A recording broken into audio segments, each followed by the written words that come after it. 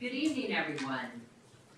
Welcome to the City of Daly City's regular meeting for the Planning Commission for Tuesday, November 7th, 2023, 7 p.m. here at City Hall. Shall I do that again? Yeah. We'll try that again. Thank you so much, everybody. It's been a few months. Welcome and good evening to everyone to the City of Daly City's regular meeting for the Planning Commission for Tuesday, November 7th, 2023, for 7 p.m. here at City Hall in Daly City. For public participation, there are 3 ways to submit public comments. There's an email, and it would go directly to the Planning Division, submit written comments, or attend a meeting in person, which I see a few people. Welcome. And, well, all I can say is I'm going to go past all that legal jumbo, but you're more than welcome at any point to participate. At this time, we'd like to have the Pledge of Allegiance. I pledge allegiance to the flag of the United States of America and to the republic for which it stands, one nation, under God, indivisible, with liberty and justice for all. Thank you. Okay, may we have the roll call, please? Oh, sorry. Fa'apua. Present. Paniza. Here. Satori. Present. Proanyo. Here. Thank you so much. Now, I'm looking for the approval of our minutes. Do we have any comments or changes, or do we have approval? Motion to approve? I second. All in favor? Aye. Okay, moving forward.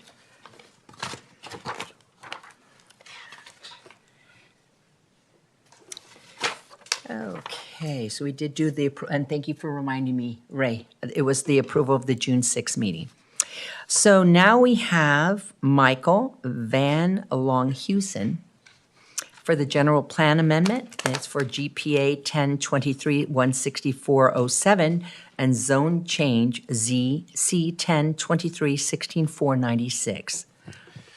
Thank you, Madam Chair, members of the Planning Commission. This is an item that's a request by the City of Daly City to essentially amend all of the zoning for all of the parcels that front on Geneva Avenue and Mission Street in Daly City from C1 light commercial to commercial mixed use. Okay.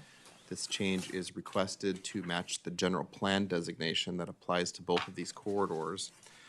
The city staff is actually going to, in a minute, I'll turn it over to Placeworks, the consultant that prepared the proposed zoning ordinance text, as well as objective design standards. We have with us tonight Bruce Brubaker from Placeworks, and he'll give you an overview of what the project actually entails. We've been working on this for some time, and there has been substantial public outreach to both the property owners on Geneva Avenue, as well as interested parties and stakeholders. We sent notice to about 1,500 people, property owners, for this meeting, and the same will occur for the City Council. So without further ado, I will turn the presentation over to Bruce and get the monitors turned on for that.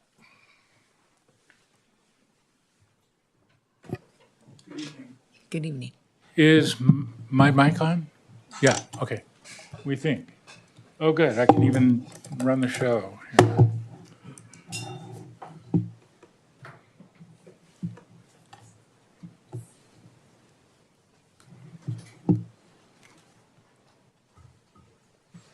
I'll start by saying it's a pleasure to be back. We've done a couple of meetings here, as Michael mentioned, public meetings, and we've been to the City Council regarding this project, so it's a pleasure to be here. And I believe my colleague Pranjali is watching on YouTube and taking notes. So, let's see.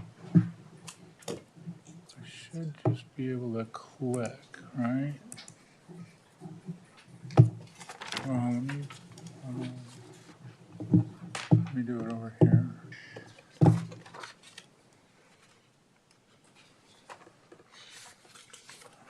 Oh, this is a PDF.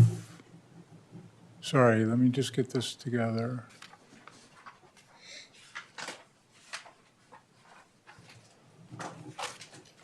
Maybe I could do it like this. I'm trying to get it large screen.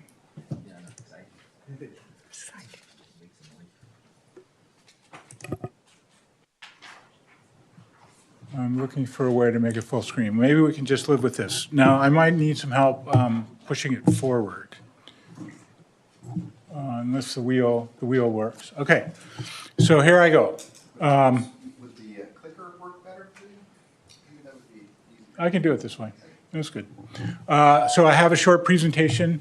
I will go through what the overview, what the reasoning for the project, some of the process we went through to get to the point we are now, and then I will describe the actual zoning change and general plan amendment that you have in front of you tonight.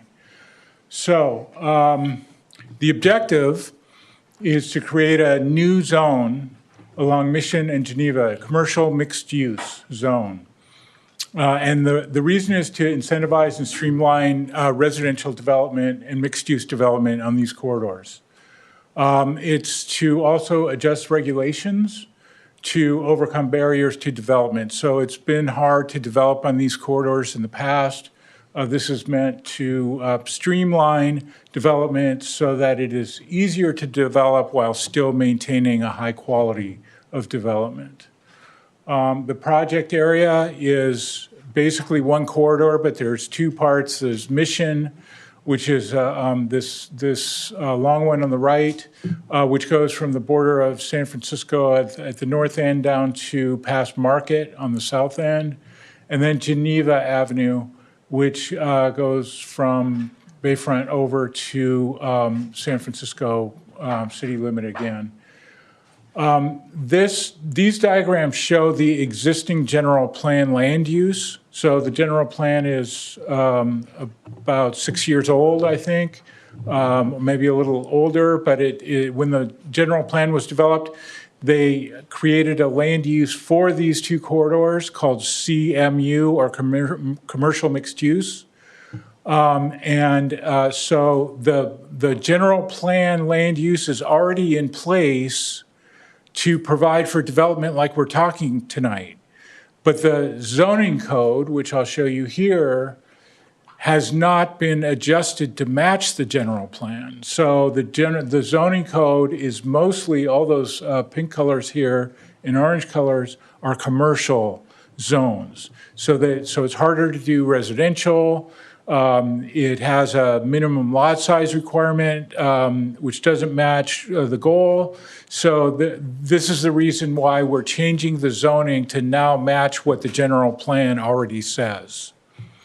To do this project, PlaceWorks was hired to help the city, and we have a subconsultant, an architect, BAR Architects, who helped us do some work to understand what kind of development was likely to happen on Mission and Geneva. And this slide shows the start of a case study kind of effort that we did. We looked at, using the architect, we looked at similar development projects on similar corridors in other cities. And we related those to what could happen in Daly City. So I'll just mention some of the projects that were looked at. Jefferson Condos in Redwood City. We looked at a project in San Francisco, 99 Rausch, which has both mixed use and residential behind mixed use. And then we also looked at an apartment project, not mixed use, in Seattle. And we took a lot of lessons from these projects about what made good projects, and we put that into our process to really try to end up with a set of regulations that will ensure good development. So that was a start. Some of the findings that we made is that the projects are likely to be type 3 and type 5 wood construction. This is the most cost-effective kind of construction that you can do now for this type of development, that they might be up to 7 stories high or even higher. that they typically can be 100 units to the acre. They mostly have zero setbacks or minimal setbacks. Many of these projects are close to transit, and that there is a parking, the parking standard that was given to the residents is one space per unit. And then we also found that the larger projects could provide public open space as well for the project. So that's some of the findings from our case studies. We also we worked with the architect to do some test fit proposals. So these are actually sites on Geneva and Mission that we looked at, and some of them were vacant, some of them had some properties on them, but they were all thought to be good sites to test out development. Now, these are not real projects that are coming forward. They were only kind of examples that we did to see what kind of development would come and also what kind of regulations the city should consider when making the zoning. So the site plans were developed by BAR, and then city staff and ourselves helped review these projects and fine tune them. So the first one is on Bepler Street. So it's on Mission. This is Mission. Bepler is a cross street. And there's several parcels here owned by the city. It is sloping topography like many of the sites along these two corridors. And we did some test fits to see what kind of property or what kind of project could arise on that site. In this case, it's about a half an acre. The project that resulted from this analysis was 6 stories, 58 units. That turns out to be about over 100 dwelling units to the acre, and there was a little bit more than one parking space per unit. In this case, there was also retail or active use along Mission. Here's another test fit that we did for Mission and Market, so kind of the southern end of the Mission corridor. This is Mission here, and this is Market here. East Market? Yeah. I'm sorry. Sorry. The properties shown in orange here are the property that we looked at. It's an existing commercial center with some buildings and parking on it, and we looked at what would happen if this property owner decided to redevelop. This is the kind of project that our architect thought would be feasible. Almost 2 acres, again, about 6-story project with 200 units or a little more than 200 units. And again, somewhat over 100 units to the acre. In this case, this was a large enough project that it seemed to make sense to consider some open space, like for a cafe or other use, that might be made public. So we considered that when we developed the zoning code, which you'll see in a moment.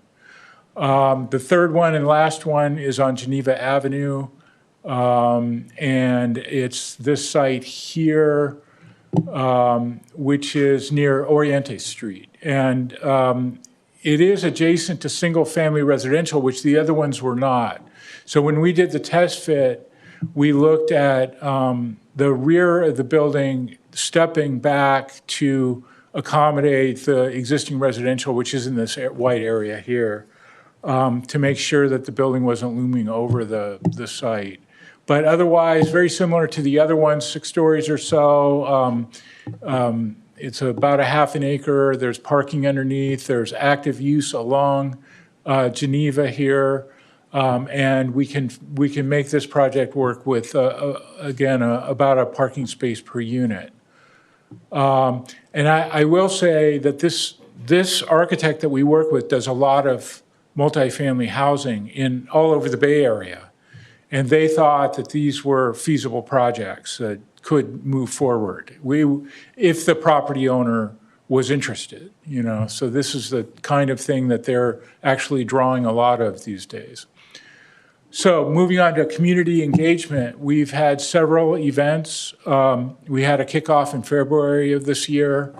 We had a stakeholder meeting where there were architects and property owners and developers invited, and we heard some initial concerns. We also had a city council presentation in July where we showed off some of this work, the test fits, and we talked about development standards, which I'll go through in a minute. And then we had a community open house in August where we invited the public. We did a similar presentation to this. We had boards in the hallway outside and people could circulate and give us comments. And that was pretty well attended. That had about 30 people. So given all that, we went forward with two things, a general plan amendment and a zoning code amendment. So the general plan amendment, I mentioned before that the general plan is almost, they've already, have set the table for this project, and they already have CMU, or commercial mixed use, on these two corridors. But when we reviewed it, there were some properties that were not actually designated CMU in the general plan. Those include some properties at the far south, which were still commercial, and we are proposing to change those to CMU to match the rest of the corridor, and a couple of other projects behind existing projects that might make it more feasible to develop a better project. So we have made that part of a general plan amendment, which is in your packet and is being considered by you tonight to recommend approval to council.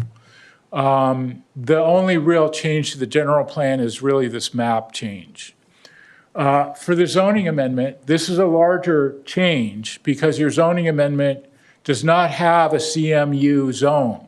And so we are creating a new zone called CMU, Commercial Mixed Use District. And that's also in your packet, and it shows the exact text change that would come along with the zoning amendment. So I'm happy to answer any questions about that. I'm not going to go through this in depth, but some of the sections include land uses, height, lot area and lot width, lot coverage, yard, meaning front yard, rear yard, side yard, parking, and what we call objective design standards, which is actually a separate document, but the zoning amendment will refer to the objective design standards. And I'll describe that more in a moment. So here's the map. The change to the zoning map is to turn all of these parcels into CMU, so it will match the general plan, and it will be this new district, CMU district. And so you can see Geneva and you can see Mission Street here. So that's the zoning amendment. In order to do this zoning amendment and general plan amendment, there needs to be an environmental assessment by law, by CEQA, which is the California Environmental Quality Act. There was an assessment done. My firm Placeworks did this, and it is not a new EIR. It is actually an addendum to the general plan EIR, which was from 2013. So we assessed it, the change, and it was decided that the assessment could be an addendum rather than a new EIR because the general plan already kind of plans for what we're doing here. The assessment reviewed, as in all CEQA documents, reviewed 17 topic areas. There's a list required by law, and they include things like this: air quality, tribal resources, hazards, and so forth. So all those topics were reviewed. There is a copy of the CEQA in the staff report. We also sent letters to relevant Native American tribes per CEQA requirements, and so far there's been no responses back from the tribes regarding this project. It's not really a building project, it's a regulatory change. So it's not like there's going to be a building that's going to start construction. It's more like setting the table for future development. So the end point of the environmental assessment was that because none of the conditions analyzed under the general plan have changed, and the general plan and zoning amendments do not create substantially more severe significant effects, that that there is not any significant effects from the environmental assessment. So that was the result of the assessment. No significant effects, and therefore it can move forward. I'll talk for a moment, so this is the last section, which is about objective design standards. So we have a general plan amendment and we have a zoning amendment. The objective design standards are a standalone separate document, but the zoning amendment points to this document and says all projects shall follow the standards in this document to be approved in a ministerial fashion. And ministerial means that the staff can approve the project. So if a project meets all the standards in this document, then it can move forward with development. So this is part of recent state law, which says that new projects cannot be denied by using design guidelines or uncertain standards. You can't say, I don't like that color of paint anymore, and deny a project. Now it has to be an objective standard if you are to deny a project. So objective means we would say, what color paint? We don't in this document, but as an example. Or we say exactly how high a building can be. And that's why these standards are objective. So they are meant to make it easier to review the project, and then to say, does this project meet it? And if so, then it gets approved. So that's the reasoning behind the design standards. And this is supported by your new housing element as well. So let's see. If you have any questions, let me know, but I will go through what the standards cover. So the sections, there's 4 sections in the document: site design, building design, context sensitivity, and landscaping.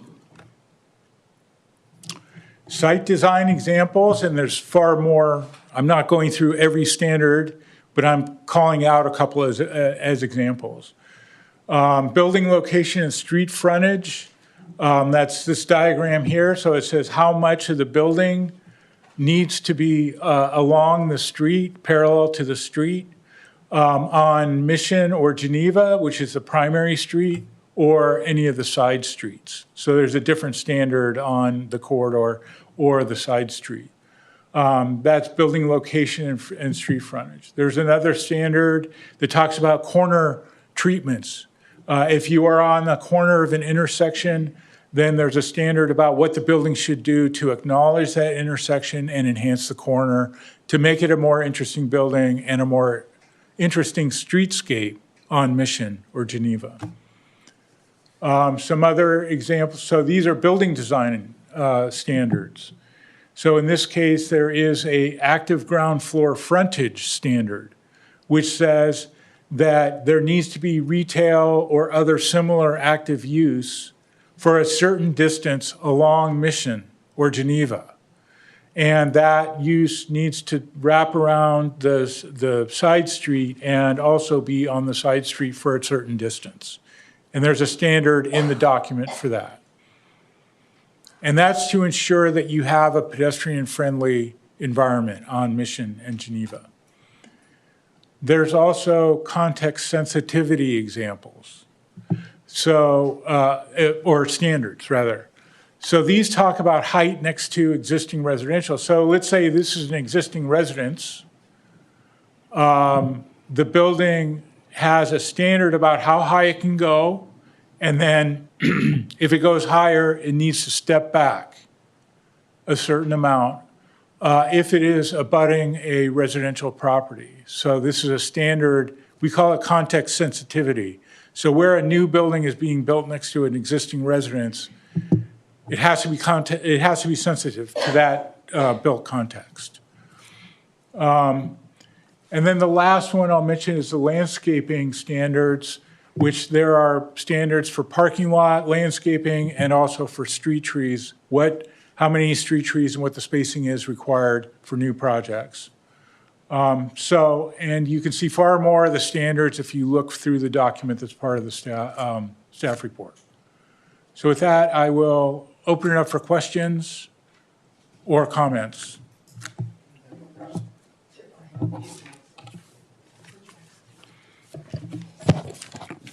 Good evening, Your Honor. Well, I am in a full accord with your general plan amendment. But the point is, you have not covered, I would say, the general plan on coastal development, general plan on housing element, because you touched on the family element. So more or less, these are the things that we have to reconsider also. The housing element and the coastal redevelopment. I am full accord with developing Mission Street, Geneva. In fact, my thinking is that we should increase the height of the building instead of 6. You know, we don't have much land use here in Daly City compared to other cities. But other cities like the neighboring cities and towns, they have more higher height when it comes to development of the building. So do you have to report this to the Office of the Governor for the research, planning and research, to at least to report this to the Office of the Governor for governor extensions, general plan extension? Do you have to? I don't know, do you know? There is actually a provision that any development that you are going to do, you have to report this to the Office of the Governor. Planning and research. And if you want to do some redevelopment, they will provide you a general plan extension, so to speak. This is just my information. So. Okay. I do want to mention, I want to go back to your point about height. The staff agrees with you, and we agree with you, that it could be higher than 6. And so in the zoning amendment, there is actually, the section about height does allow for higher buildings than 6 stories. It allows for, I'm just double checking to make sure, 10 stories or 120 feet in height. So I think. That's good. That's good to me. Yeah. Because Now, even in San Francisco, Your Honor, they're not putting up a 50th floor here in the Sunset District. Yeah. 50th residential housing. And Yeah, some are I read opposing about it, but most of them are in favor because we don't have much land here in the Bay Area, and people are going out like Tracy, Fairfield, and that is why we have to build something higher than what is required as of this. That's why we are having an amendment on this, Your Honor. Yeah, I agree. And I think that's why staff took on this project to really make this happen. So I think there's some agreement there. Yeah. I'm citing this because, what is this? A general plan in its local government blueprint for meeting the community's long-term vision for the future. And at the same time, it says here, all jurisdictions are required to provide Office of the Planning and Research and Department of Housing with a separate general plan housing element annual progress to the governor. So more or less, it has to be, it must intertwine with the plan of the Office of the Governor. Thank you very much, Your Honor. Yeah, thank you. So I think this is kind of almost tied into our last meeting where we kind of touched on how what is being built and how it affects the neighborhood, depending on the neighborhood, how it affects if there's housing, which I liked where you said you had that gradual build up to the building. The only thing I would say personally is, and I know it doesn't mean anything, because the state is mandating us to have a quota of so many buildings, or I don't know how they do that, right? But they're going to tell us, they're going to say, now, if a city has a certain height, we're going to go over that and say it's 7 or more, it sounds like. So the only concern I have is that, number one, in the last meeting that we had, the gentleman spoke about how sometimes parking is not important anymore, so that's wiped out. If you're blocking someone's light, that's all because of the state, I understand. The height, again, and it's just a concern that I personally would not want to see in my city a bunch of little condos that you could barely put a bed in, because they just want to build. It doesn't necessarily mean you build it and they will come, right? That's right. And we are a city that primarily, we are, it's not like we're in South City where they have Genentech and all these big companies. And yes, I've driven by there, and it is cold, and it's you know where I'm talking about, where the old Ford dealership used to be on Airport Boulevard, and it's just a massive height. I would like to find out how many of those units are occupied. Yeah. Because it means nothing if you build these monstrous buildings, Yeah. and no one has anywhere to park, and then people complain there's no parking. At some point, and I know that's something that needs to be done, I think, by all the cities that were complaining when we were at our meeting for the Planning Commission down south, commissioners, that all cities complained that the state has said basically people don't have rights, right? The residents don't have rights. They're going to just supersede that. They're going to get away from talking to the Planning Commission, and like you said, we can't say, well, that horrendous color there, whatever color it might be, Yeah. we don't like it, and guess what? We're being told they don't care. So at some point, the pendulum has shifted to a point that it should be, they should care. They should care what people in the neighborhood wants.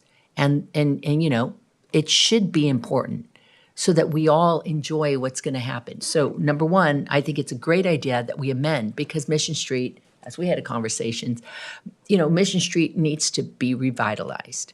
And, you drive by there and there's a lot of buildings. I don't know if those families-owned buildings, they're only 2-story, right? Yeah. So you could see that space could do with a little height and some businesses down below.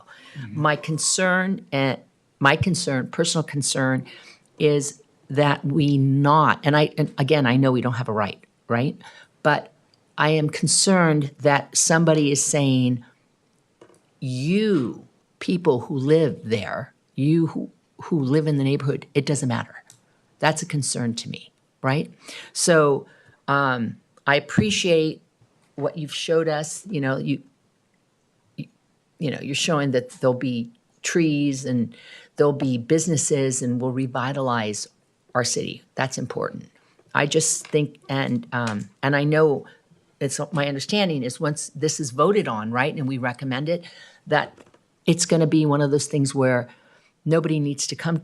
It's just going to be over the counter. They're going to be able to go, boom, boom, here you go. I'm going to build a 10-story building, and we'll find out about it when they start breaking ground.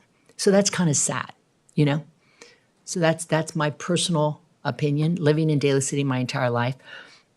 But on the other hand, I do see Mission Street needs to have something done. And Geneva, So anyway, that's my personal opinion. I was throwing it out there. I appreciate you coming and explaining this. And it's my understanding is that what we're going to say is, sure, we're going to recommend to the council to just put this in, right? And less work, because it's just going to go right through. But who keeps people being honest? Who keeps the builders being honest? You know what I mean? Without bringing it to the city and letting us at least try to advocate for our city and for people who live in our city, who's going to keep those builders honest? That's a concern. Well, I can kind of answer that to a certain extent because we have this objective design standards document, which hopefully, and you should review it and make sure it works for the city, and the city council has looked at it too, and will look at it again before adopting it. But hopefully those standards are all good and will help create buildings that you want to see.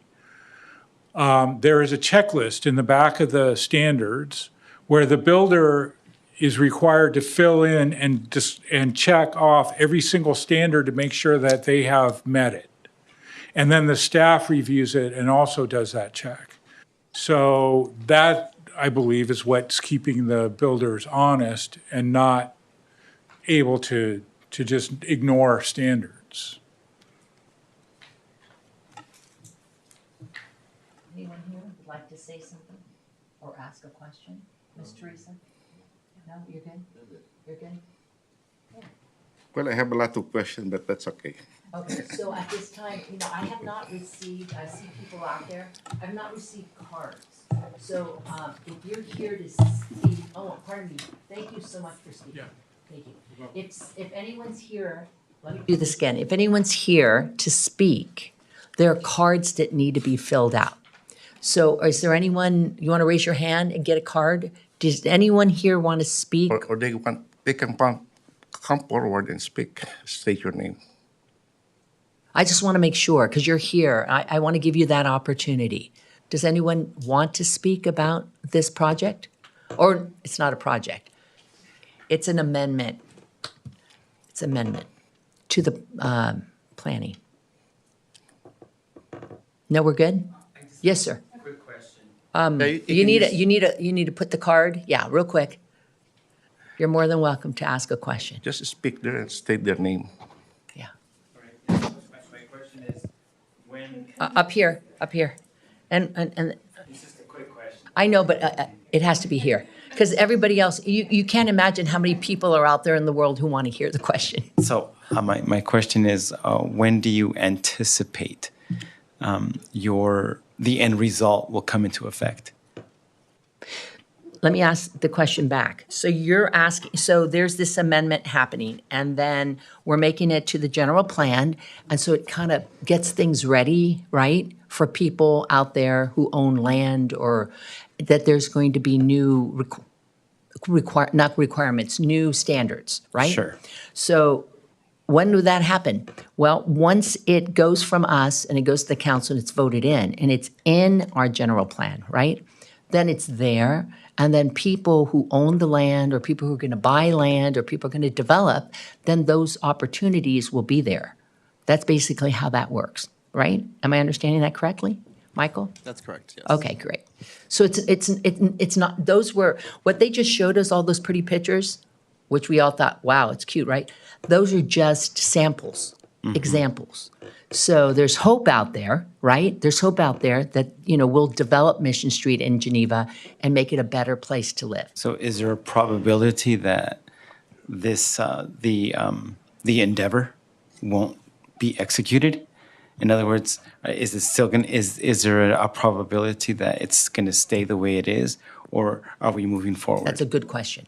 So it's my understanding, I'm probably going to explain it, hopefully if you understand it. It's like you build it and they will come. So if we create this, this is created, right?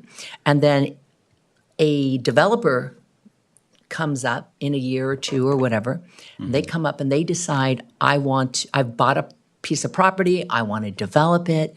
It's all that time that has to go through. There's still a process. They still have to fill out an application, still has to go through the staff and everything. All their dots need to be, I's need to be dotted and T's need to be, and everything needs to be done. So will it happen? Could it happen? It depends on developers, it depends on money, it depends on a lot of stuff. So it could be nothing for 5 years or 2 years or 10 years. We don't know.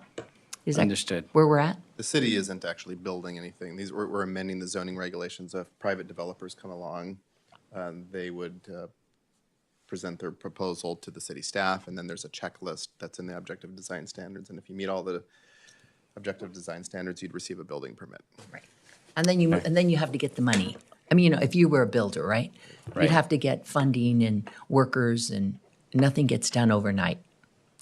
Okay, understood. Did we answer your question? So basically, what you're saying is that it will only go into effect if the person that provides a plan or the plans is accepted.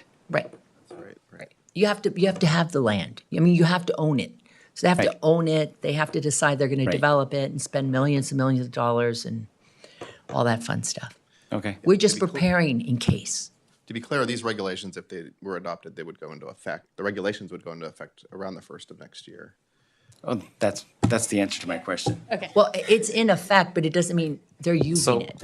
So it should Right. So theoretically, Right. it should come into effect by February Yes. or March. Yes.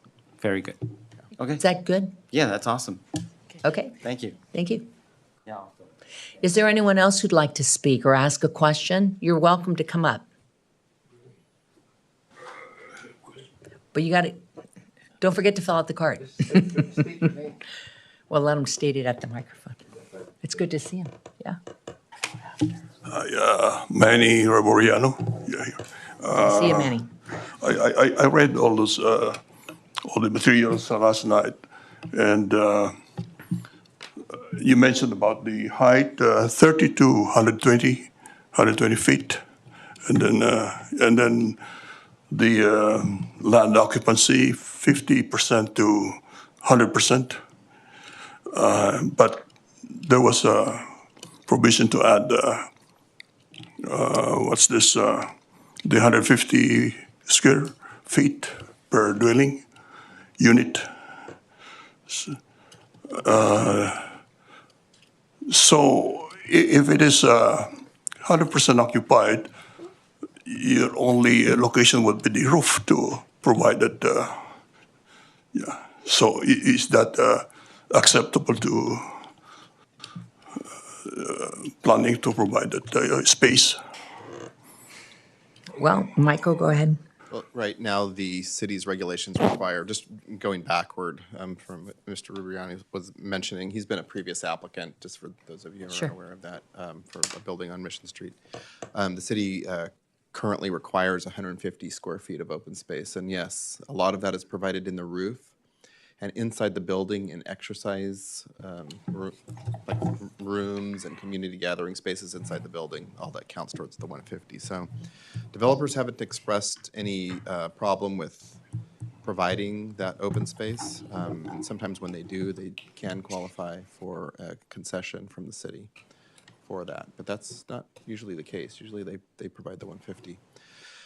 And just to highlight a couple of things that he said also, the regulations, just to be clear, require that new buildings be between 3 and 10 stories. So 2-story buildings aren't allowed anymore.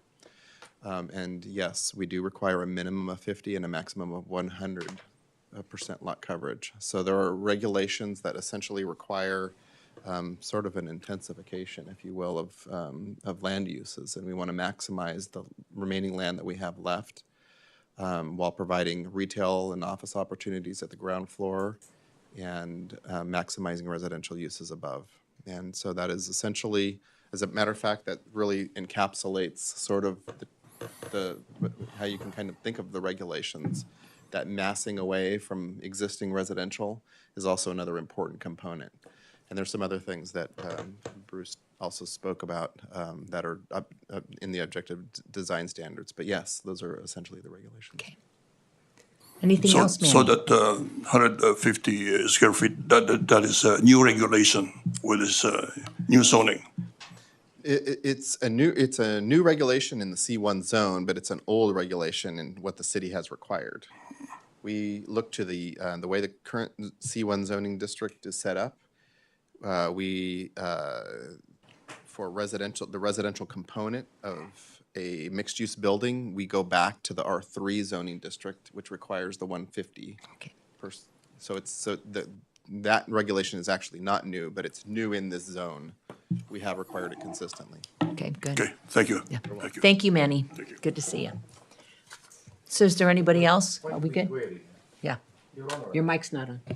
Your Honor, that is why we are having here an amendment. Can we just amend it, say, if it is 120, why not make it 200 or 300? Can we do that? Well, we've found success with 150, and we didn't really think of changing that lower or higher. It seems like a number that the developers have been able to hit and has provided usable open space. Probably the most recent example is the building at Mission and Westlake. I believe that meets the open space requirement at its first floor. Community meeting space at 4619 Brunswick's also done the same. So we didn't really see a reason to change off the 150 per unit. And also probably, Your Honor, we can tell the people around here what is the meaning of R1, R2, C3. This I think that's in line the question of the guy. People does not know what's R1, Oh, right. commercial or something like that. Okay, yeah. People must be, because those are the technical terms, but we have to be more or less pragmatic when it comes to people who are watching or listening to us, because they don't understand this. Thank you, Your Honor. Thank you. So at this time, if it's okay with everybody, we'd like to close the public hearing. Can I have a motion to do so? I motion. Second. All in favor? Aye. Perfect. So it comes here that we recommend that the Planning Commission forward to the City Council the following recommendation. Adopt the findings as outlined herein. May I have a motion, please? Motion. I second. All in favor? Aye. Okay. Find that the proposed regulations have been evaluated under the provisions of the California Environmental Quality Act, CEQA, pursuant to CEQA guidelines, Section 15164, and that an addendum to 2013 General Plan Environmental Impact Report is appropriate. And recommend that the City Council approve General Plan Amendment GPA 10-23-16407 and Zone Change ZC 10-23-16496, amending the General Plan designations of certain parcels to commercial mixed use, establishing the commercial mixed use CMU zoning district. May I have a motion? I motion. Second. Your Honor, Yes. before we approve this, I said a while ago that if we can probably include the general plan on coastal development and housing element. Can we include that? I don't think it's included in what we're discussing. That's why I'm Yeah, trying that's a to good question. interject onto Go that, ahead. if we can. So actually, the housing element will be coming forward to the Planning Commission on a separate action. No, I meant to say, in this kind of general plan amendment, it must be incorporated, so it has more a clout when it comes to amending the general plan. That's why I'm asking Your Honor here, if it can be included. Can we ask the gentleman? So I concur with staff. They know as well, or better than I do, what is being required by the state regarding general plan amendments. As the planning director, community development director mentioned, the housing element is a separate item that gets reviewed and approved in a separate action. We can do that, Your Honor. We have the lawyer here. We can do it as an omnibus general plan amendment, including the housing element and coastal redevelopment. We can do that. Through the chair, actually, we need to do the general plan amendment tonight, and then the housing element will come after. Once the general plan is approved, it'll make the housing element. You would approve it after you do this. That's the next step action. This is an amendment to the land use element of the general plan, and this is implementing policy direction from the previous housing element. We will be bringing the updated housing element in a meeting very soon, probably within the next few months. But this wasn't advertised as an amendment to the housing element. Okay. Because my point, Your Honor, is that we are making it an amendment to the general plan. This is a blueprint, so to speak. Why not make it as an omnibus? So more or less, it's easier for us to apply. Legally, we cannot adopt the housing element this evening, Commissioner Satori. We can only do the general plan, as that's how it's been advertised. Because this one is a piecemeal basis on me, as far as I'm concerned. Why not make it as a total general plan amendment? You are allowed to make amendments to the general plan Right. incrementally. And so again, this is an amendment to the land use element that was prescribed as a recommendation through the housing element's last adoption. So we're doing that activity tonight. There are no parcels in the coastal zone in this proposal, so there's no need to update the coastal element as a part of this action. We will have a future action with the housing element. We're currently reviewing that with the state at this time, and so we will be bringing that forward within a couple months. Okay. No, I mean, You will have the opportunity at a later date. yeah. Thank you. Well, to me, it's a shotgun approach where we are approving things, and then probably we can take that again, the housing element, then probably we're already on it, right? Well- Meaning it's approved, but it's just through the motion that we're going to just dissect it on the process. Thank you very much, Your Honor. No, I appreciate your, thank you for coming Thank you back very again. much. Thank you for your thoughts. But I think what we're going to do is we're going to take care of keep us busy a little bit. We'll come back and we'll work on the next one. So let's go forward, and I'm looking for a motion, please, with a roll call. So I'd like a motion, please. I motion. A second? Okay, all in favor? Aye. May I have a roll call? I mean, yeah. Fa'apua, Aye. Paniza, Aye. Satori, Yes. Proano. Yes, very good. Okay, so we'd like to thank you and Public Placeworks for bringing this and bringing it to life to help us understand the new process. And we're all going to go into the next years kicking and screaming, but here we go, right? Okay, so thank you very much. I'd like to thank everybody here who came. It's nice to see faces, so thank you very much. I'd like to thank the staff. Actually, when Go was the ahead. last time we have a general plan review? 2013? It's a long time. Yes, when the general about plan was time. adopted. It's aside about from time. the 10 updates years. of the housing element, Nice. 2015, that was the last time. Okay. Very good. That's good. So at this time, thank you.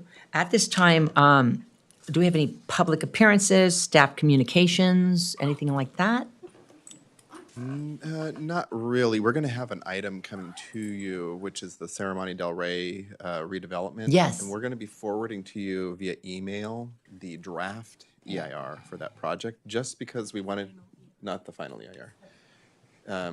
Well, maybe we might throw the final in there too, but it's not, it's just so that you get it with a lot of time to read it. It's Good. just a big document. That's important. That's really important. Thank you so much. I appreciate that. So any news here? Any babies, weddings, anything? No? Okay.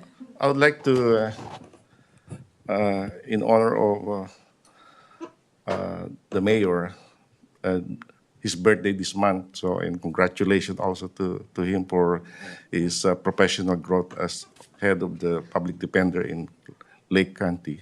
Very nice. And happy Thanksgiving to all of you. Yes, happy Thanksgiving. And thanks God for we are still alive and everything is okay. Yes. It's a process, actually. Yes. Thank you. And at this time, I'd like to thank the staff for everything. I know it's the three of you, and I thank you, but I know there's other people behind the scenes, so thank you very much for bringing us this information, this paperwork. So at this time, if there's nothing else, I'd like to adjourn the meeting. Okay? Do we need a motion for that? So move, yeah, Okay. to adjourn the meeting. Second? I second. All in favor? Aye. Okay. Thank you, everybody. Happy Thanksgiving. Take care.